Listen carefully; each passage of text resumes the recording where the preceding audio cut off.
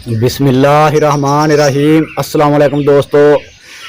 एक दोस्त का कमेंट था कि रहमत बीबी फ़ातिमा वाले अमल पे जो है वीडियो बनाए, क्योंकि मैं ये काफ़ी अरसे से बहुत से लोगों को बता चुका हूँ और बहुत से लोगों के काम हुए और कुछ लोगों के काम नहीं भी हुए। जिनके नहीं हुए वो 5-7 दिन करके छोड़ गए।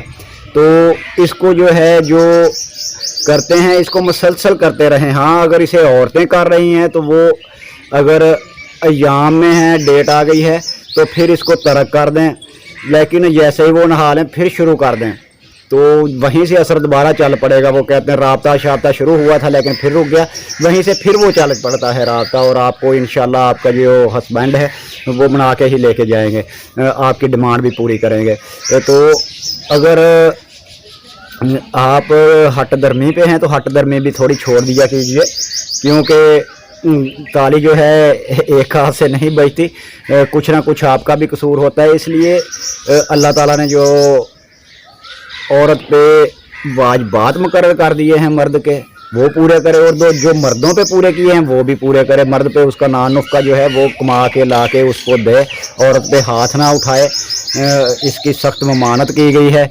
इसी तरह औरतें जो है वो उनकी ख्वाहिशात पूरी करें, इर्द गिर्द जो है ना देखें, कोई ऐसी वजह ना बनाए जिसकी वजह से उसको आप पे गुस्सा आए या आपको छोड़ दे। तो माशरे में आपको इसकी बहुत सी मिसालें मिलेंगी, क्योंकि ये मोबाइल का दौर है, इस पर जो है बहुत से राब्ते हो जाते हैं।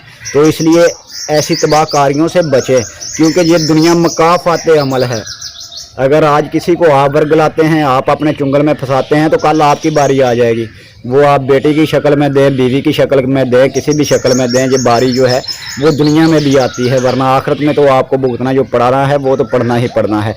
इसलिए पहले अपने गिरेबान में झांका करे, ख़ुद को देखा करे कि मैं क्या हूँ, कब हवा निकल जाएगी। ये जवानी है, डलती है।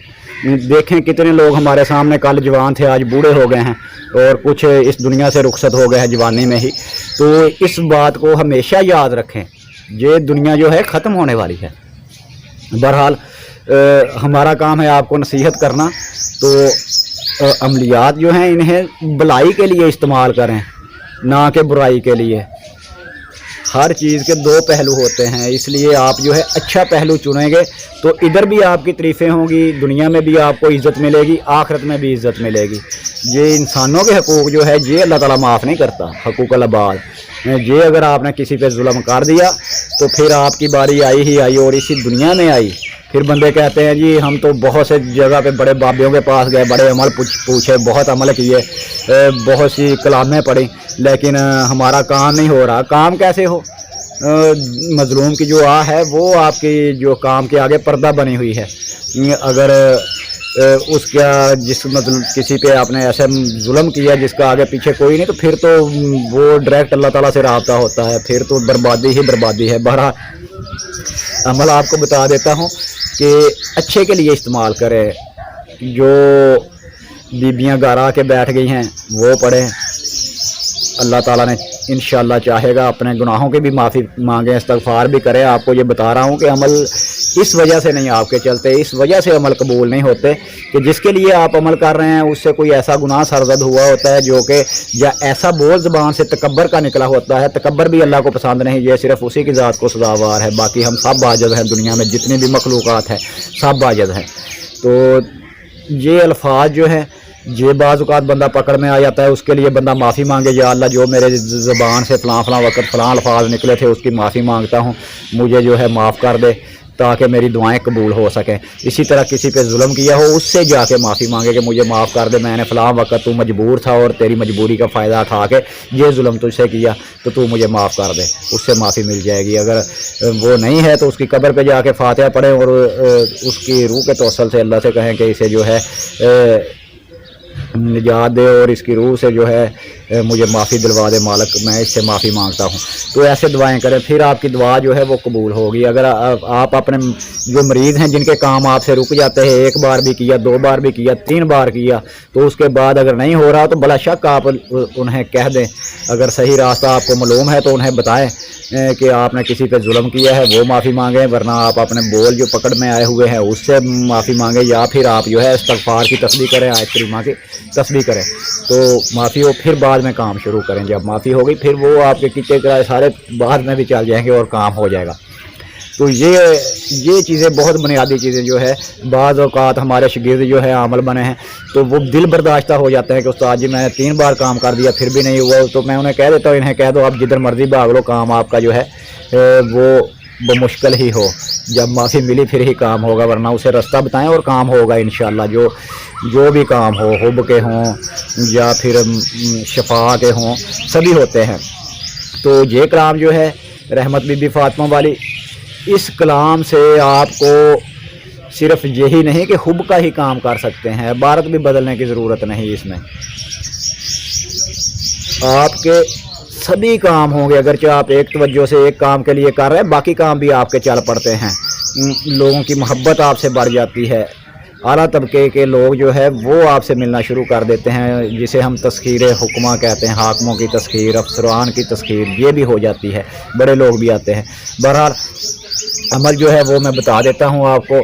بسم اللہ الرحمن الرحیم.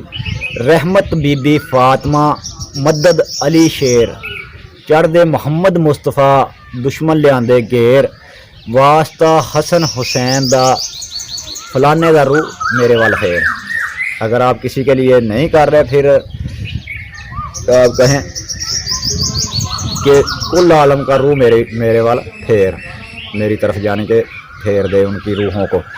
کل عالم دا روح میرے وال پھیر, یا کل مخلوقات دا روح میرے وال پھیر, یا کل اولاد آدم بناتے ہوا دا روح میرے وال پھیر. ان میں سے کوئی سا بھی لفظ آپ جو ہے استعمال کر سکتے ہیں. ہمارے دوست ہے شاہ صاحب تو انہوں نے بتایا انہوں نے کافی عمال کیے ہیں اور کام کو چھڑ جاتے تھے. تو کسی کے لیے یہ عمل کر رہے تھے اس کا کام تو ہونا ہی ہونا. اپنا خود کے جو کام تھے وہ سارے ہونے شروع ہو گئے اور بہت تعریف کرتے ہیں اس عمل کی کہ اس عمل سے جو کچھ مجھ کو عطا ہوا شاید ہی کسی کو عطا ہو اور میرے پہ بہت عنایات ہو گئی ہیں. اور سبھی کام ایسے ہوتے ہیں جیسے جٹ پٹ.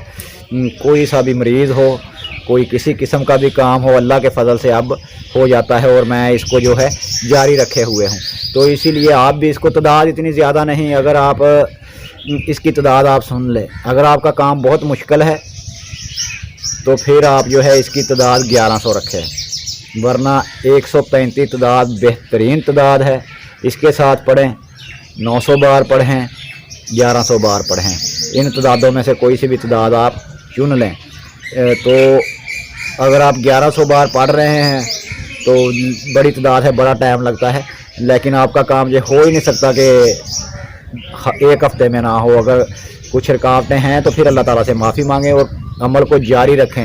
اور 40 دن سے 41واں دن ہوگا ہی نہیں کہ کام نہ ہو. 41واں دن بالکل ہرگز نہیں ہوگا کہ کام نہ ہو. ہمارے آزمائے ہوئے ہیں, ہمارے شاگردوں کے آزمائے ہوئے, بہت سے لوگوں کو میں نے اجازت کے ساتھ دیا ان کے آزمائے ہوئے ہیں. اس عمل کی ہر خاص و عام کو اچھے کے لیے اجازت ہے. تو عمل کے اول و آخر 9 بار درود شریف آپ نے پڑھنا ہے. عمل کرنے سے پہلے آپ سورہ فاتحہ سورہ توحید پڑھیں اور کوئی میٹھی چیز پاس رکھ لیں, شکر وغیرہ یا پھر ٹافیاں وغیرہ, اس پہ بی بی فاطمہ الزہرا کی نیاز دیں اور ٹافیاں وغیرہ بچوں میں بانٹ دیں. اور جو شکر ہے وہ قبرستان میں کیڑوں مکوڑوں کو ڈال آیا کریں. یہ ہر جمعرات آپ دے دیا کریں, انشاءاللہ کام دنیا کا کوئی بھی نہیں اڑے گا, سب کے سب ہی ہوں گے.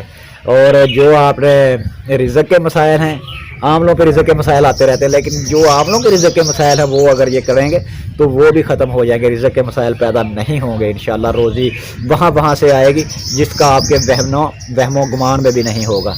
تو عمل میں جو پرہیز ہے, پرہیز آپ کو بتاتا ہی رہتا ہوں کہ حلال چیزیں کھاؤ, حرام سے پرہیز کرو, لیکن پرہیز اس لیے کیا جاتا ہے کہ آپ کا جو دل اور دماغ مطمئن ہو جائے کہ میں عمل کر رہا ہوں. اس لیے لہسن پیاز گوشت انڈا مچھلی جماع سے پرہیز کریں اور کوئی میٹھی چیز منہ میں رکھ لیا کریں پڑھتے وقت, یا الائچی دانے چینی میں ملا کے رکھ لیں, وہ تھوڑی سے منہ میں ڈال لیے اور پڑھتے رہے, مٹھاس رہے گی, قلب جو ہے وہ ٹھنڈا رہے گا. اور تصور جو ہے اس کی تصویر سامنے رکھ کے اس پہ پڑھیں. تصویر نکلوا لیں, موبائل کی تصویر نہیں چلتی کیونکہ وہ روشنی جو ہے آنکھوں پہ جو ہے اثر ڈالتی ہے اور توجہ بھی پوری نہیں بنتی, بار بار لائٹ بند ہوتی ہے. اس لیے آپ جو ہے تصویر سامنے رکھ لیں. اگر تصویر نہیں ہے تو اس کا نام لکھیں, دائرہ لگائیں, اس کو سامنے رکھ لیں, اس پہ پڑھتے رہیں.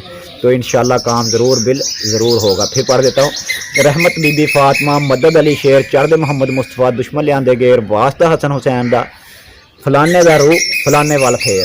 اگر آپ کسی کے لیے کر رہے ہیں فلانے دا روح یعنی کہ جس کو آپ نے بلانا ہے، فلانے وال پھیر آگے اس کا نام لینا ہے، فلانے وال پھیر یعنی کہ جو آپ کے پاس سائل آیا ہے اس کی طرف پھیر دے، ایسے ہے۔ فلانے دا روح آپ جس کو بلانا چاہتے ہیں، فلانے وال پھیر جس کی طرف آپ کا جو آپ کی طرف آیا ہوا ہے، جس کی طرف آپ پھیرنا چاہتے ہیں اس کا دل کے اس پہ مہربان ہو جائے، فلانے وال پھیر، اس طرح پڑھنا ہے۔